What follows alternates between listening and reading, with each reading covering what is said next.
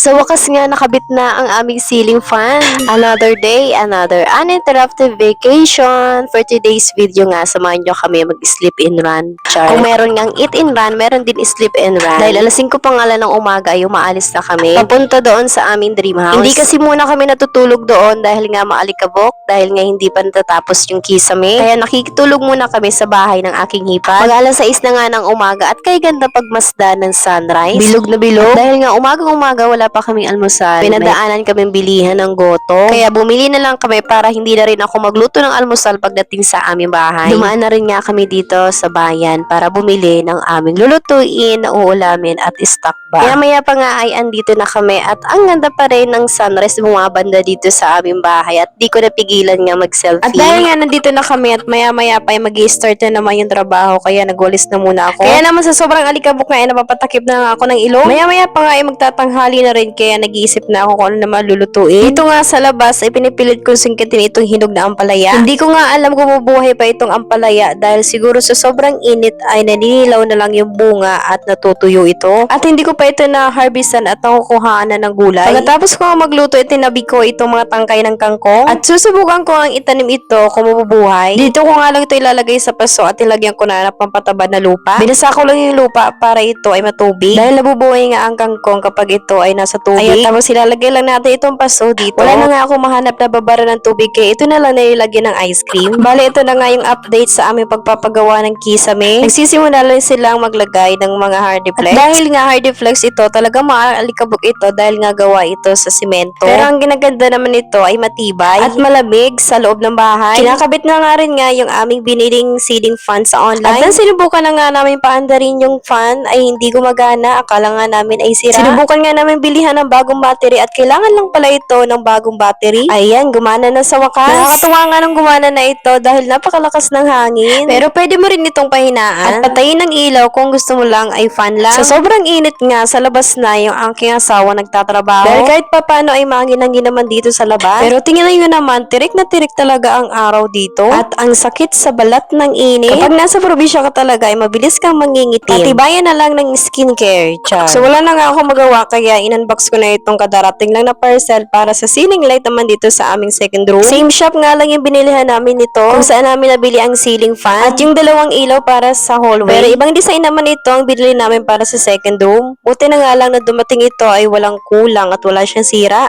Sana nga ay gumana ito. Excited na kaming ito ay makabit. Alas 5 na nga ng hapon ay salamat wala na yung araw. Kaya naman lumabas na ako. At dahil nga matagal na itong papaya dito at ngayon lang siya nahinog kaya nga ay kinuha ko na ito. So dahil madaming bunga nga nitong aming papaya ay ito na lang siya ngayon. Pero ang dami na nga ng puntahan ng bunga nitong aming papaya. O siya mga kabashing hanggang dito na lamang. Bye bye!